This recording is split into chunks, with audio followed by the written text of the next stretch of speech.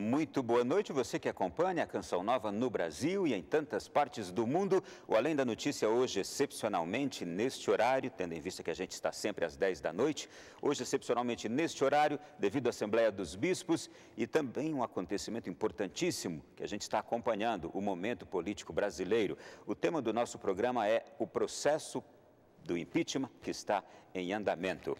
O impeachment significa impedimento ou impugnação. É um modelo de processo instaurado contra altas autoridades governamentais acusadas de infringir os seus deveres funcionais. Dizer que ocorreu impeachment ao presidente da República significa que este não poderá continuar exercendo funções. Hoje, poucas horas atrás, por 38 a 27 votos, a comissão especial que analisa o pedido de impeachment contra a presidente Dilma Rousseff aprovou o relatório do deputado Jovair Arantes, favorável à abertura do processo contra a presidente da República, sob o argumento de que há graves indícios de cometimento de crime de responsabilidade. A votação final na Câmara será no plenário da Casa, deverá acontecer no próximo domingo.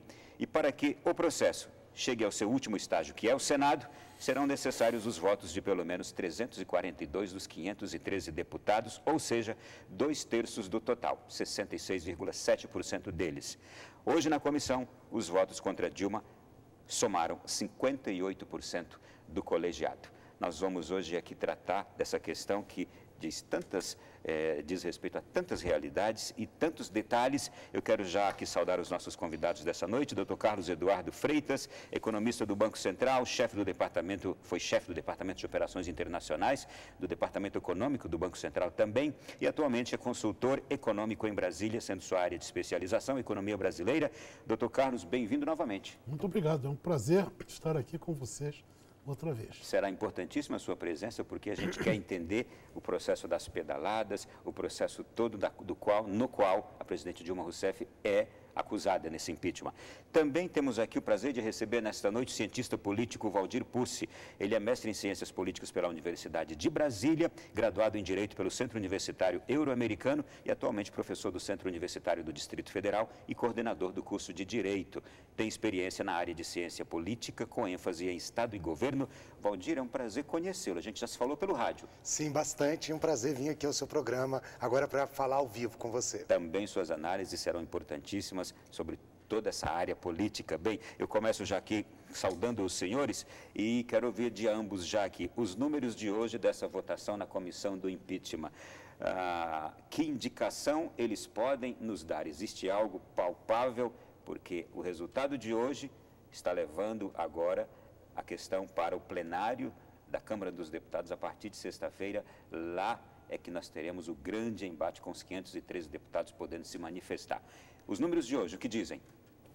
Bom, na verdade, eu digo que esses números hoje nos dão mais dúvidas do processo. O que eu digo de dúvidas? Apesar de nós termos a vitória hoje da oposição, ou seja, aonde o processo vai dar prosseguimento, o relatório do Jovair, aonde pede-se a cassação da presidente, ele vai a plenário, mas a diferença de números ainda não nos dá uma certeza de qual será o resultado final deste processo. A tendência é que o processo seja aprovado também no plenário da Câmara, mas a gente não pode ter a certeza ou confirmar isto ainda hoje, porque a semana ainda é longa e a gente nunca pode esquecer que o governo ele tem a máquina nas mãos, e essa máquina pode fazer uma diferença muito grande daqui até sexta ou mais precisamente até domingo com a votação. Doutor Carlos, como economista, o que dizer? Eu concordo com o professor Valdir Pucci. De fato, uns 58,5% que ficaram de acordo com o relatório, ou seja, a favor do impeachment, eles são uma maioria, é uma maioria considerável, mas os votos contra o impeachment ainda somaram 41,5%. Quer dizer, e até que ponto isso reflete uma amostra representativa do plenário, como disse o professor Valdir, não se sabe. É muito difícil associar isso a uma amostra, como se dizem os estatísticos, não viesada, etc., do plenário. Não é. E daqui até sexta-feira muita coisa vai acontecer. Então, o que nós sabemos é que o impeachment pode sim ser aprovado. É uma possibilidade concreta, é até provável. Nós temos que aguardar a definição durante o fim de semana, possivelmente.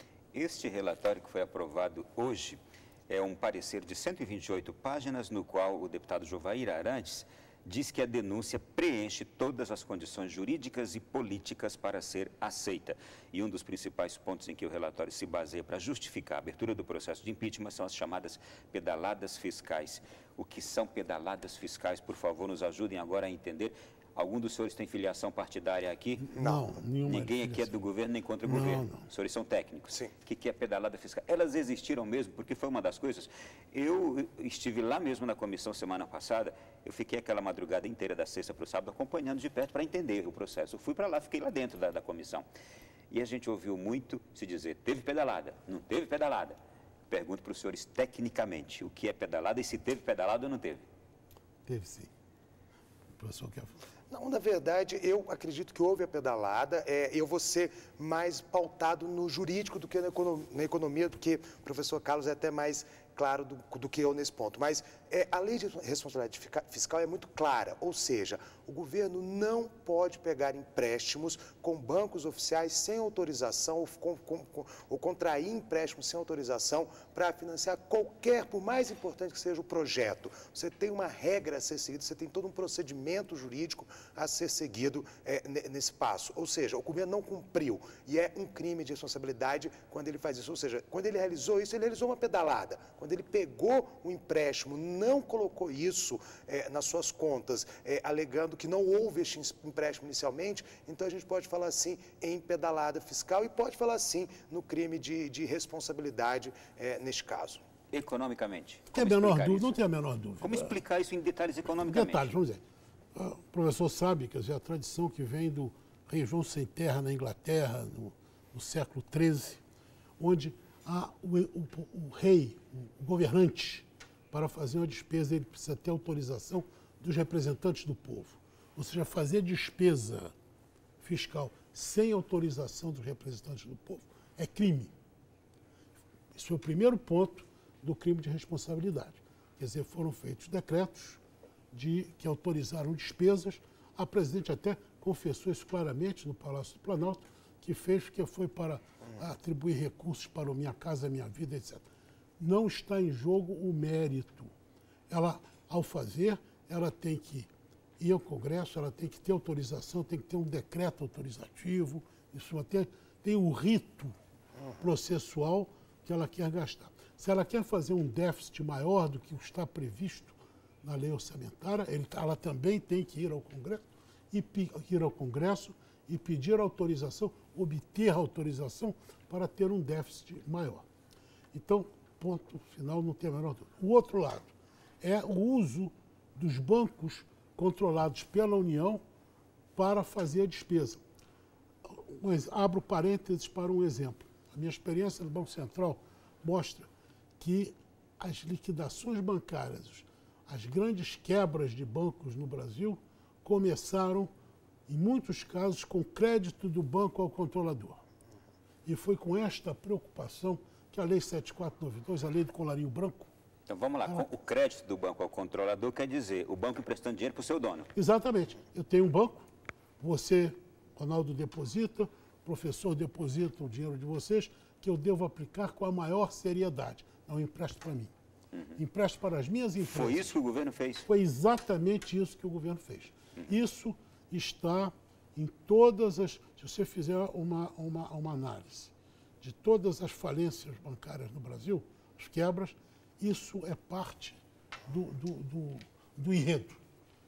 O controlador usou o banco para se financiar.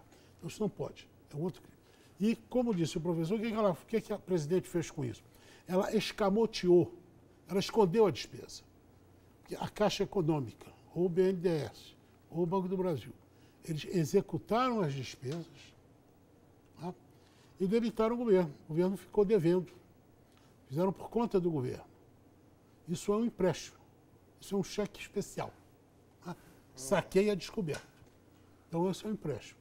Foi sacado a descoberta. E essas despesas, então, não apareceram na Secretaria do Tesouro. Se você pegar as contas do Tesouro de 2014, 2013, 2012, isso não aparece. Isso é despesa primária, não apareceu. Isso quer dizer Quer também... dizer que o resultado fiscal é melhor, apresenta um saldo que não existia. Ele foi maquiado. Né? Maquiado. O governo mostrou que estava com as contas bem das contas, bem das pernas, mas na verdade não estava. Não estava, exatamente, não estava, porque ficou devendo ao banco e não computou a dívida como dívida. Então, não a publicou. E não a publicou. Isso ficou escondido na contabilidade da Caixa Econômica, do BNDES e do Banco do Brasil. Deixa eu só pegar um outro ponto. Valdir, o doutor disse que não importa o mérito. A presidente confessou no Palácio do Planalto que fez isso, mas era para o Bolsa Família, era para isto, era para aquilo outro. Ele disse, não importa o mérito, foi um crime cometido. E também uma outra alegação da presidente e do governo é que outros presidentes fizeram. Como explicar isso? Não, eu acho que isso não é explicação. Isso é uma tentativa de justificar, se me permitem a frase feita, justificar o injustificável. Ou seja, um crime cometido anteriormente não justifica um outro crime. Eu estou usando muito como exemplo, por exemplo, saio daqui e sou assaltado quando estou jogando na minha casa. Isso não me dá a liberdade de, na mesma hora, sair de onde eu estou e ir a outro canto e assaltar uma pessoa sobre a alegação de que eu fui assaltado previamente. Isso não existe. Isso, na verdade, é uma tentativa de você desviar a atenção do público para a realização do crime. Eu acho assim, se outros crimes anteriores foram cometidos pelos outros presidentes, que se investigue e que se puna os outros administradores que nós tivemos que fizeram ou cometeram a mesma prática. Da mesma forma, você teria como fazer o financiamento dos programas sociais, ninguém vai entrar no mérito dos programas, ou seja, eles podiam ter sido realizados se, como o professor Carlos bem disse, você tivesse seguido o rito normal, ou seja, pedido autorização ao Congresso, o decreto tivesse passado pela discussão necessária, você não teria nada a criticar do ato da presidente. O problema foi maquiar, e aí a gente não pode esquecer, essa maquiagem, essa pedalada teve um objetivo muito claro, que foi justamente as eleições de 2014, ou seja, não mostrar para o público em 14, o eleitor em 14, o verdadeiro cenário que era a economia brasileira, o buraco que existia na economia brasileira. O relator disse justamente que a continuidade e a magnitude dessa prática, assim como a notoriedade e a repercussão desde as primeiras discussões no Tribunal de Contas da União, podem caracterizar o dolo de sua conduta. Sim, menor Deus, se me permite só acrescentar, é claro, professor, a fato de haver crimes não justifica que eu possa cometer crime, alegando que o roubo, pessoas já roubaram, pessoas já... Isso em primeiro lugar. Em segundo lugar, a presidente mentiu. Ela mentiu. Porque ela disse que tinha um resultado fiscal que era mentiroso. Então ela mentiu, ela enganou o povo. Em terceiro lugar, não foi só para os pobres, não. Teve a Bolsa Empresário do BNDES, que também ela tinha que pagar lá ao BNDES os subsídios para a Bolsa Empresário, a Bolsa dos Ricos. Então, os ricos também, então ela se beneficiou todo mundo. Não justifica de jeito nenhum, mas eu quis apenas acentuar que não foi só para os pobres, não. Ela também tem uma preferência pelos ricos. Dito isto, o que o Partido dos Trabalhadores alega é que no passado houve algumas demoras. O governo tinha colocado na conta tanto, a despesa foi maior e até saiu, tem a ordem de pagamento, a autorização, o empenho, etc. Houve algum hiato de tempo, mas valores muito pequenos. Nunca o Tribunal de Contas acho que nunca valorizou isso por valores muito pouco significativos e por espaços de tempo pequenos. Ou seja, isso não é, além de não ser desculpa, não explica, não justifica nem nada, até tiveram uma natureza muito diferente. Nós agora estamos falando de 72 bilhões de reais. Nós estamos falando de mais de 1% do Produto Interno Bruto Anual do Brasil. Quer dizer, e continuado, 2012, 2013, 2014. Né? E 2014 foi o ponto culminante, que era o ano da eleição, onde foi necessário a mentira. O relatório aprovado hoje do deputado Juvair Arantes ainda diz que o Congresso se viu constrangido, isto é, obrigado, a aprovar a revisão da meta fiscal de 2015, autorizando um rombo de 119,9 bilhões.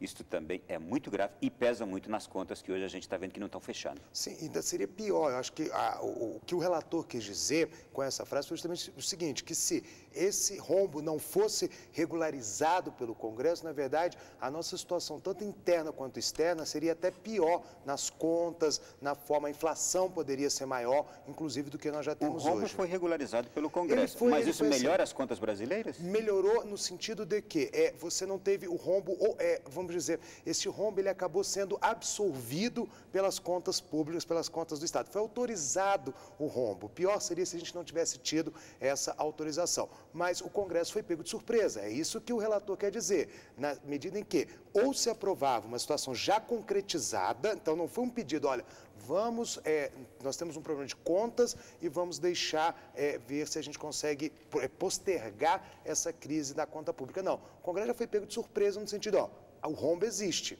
cabe a vocês aprovarem agora. Só um minutinho. O rombo foi em 2014, 2013 e 2012. Quer dizer, como disse o professor, o rombo já tinha ocorrido, a dívida pública já tinha subido, só que ninguém sabia, só que não estava contabilizado. O que se fez em 2015 foi contabilizar formalmente, mas o déficit que não foi registrado em 14, nem em 13, nem em 12. Foi, na verdade, mostrar o que é de verdade o fato já tinha acontecido, o efeito macroeconômico já tinha sido... Pelas explicações que os senhores estão me dando aqui, tecnicamente é correto se entender que a justificativa que o governo tem dado reiteradas vezes, usando como uma frase muito forte de que impeachment sem crime é golpe, então não se justifica essa frase. Eu não acredito que se justifique. Agora a gente também tem que ter a mente que o direito, vamos pegar o fato jurídico em si, ele é uma ciência aberta, é uma ciência social, uma ciência viva. Cabe bastante interpretação dentro da lei, claro, daquilo que é ou não, tanto por isso que existe o juiz e ele tem, a partir dos fatos trazidos por ambas as partes envolvidas em qualquer litígio, ele julga então de acordo com a sua própria interpretação conforme a lei. Então isso aí é um fato.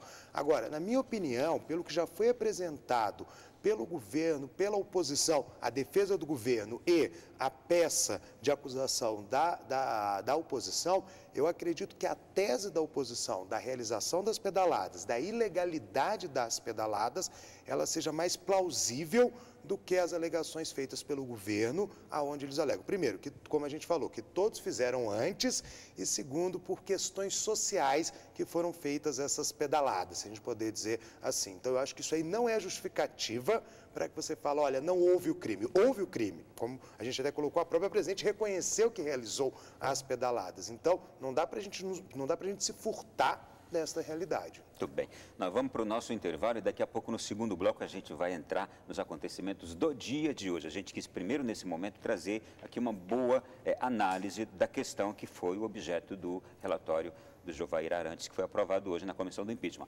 Intervalo, a gente volta já já.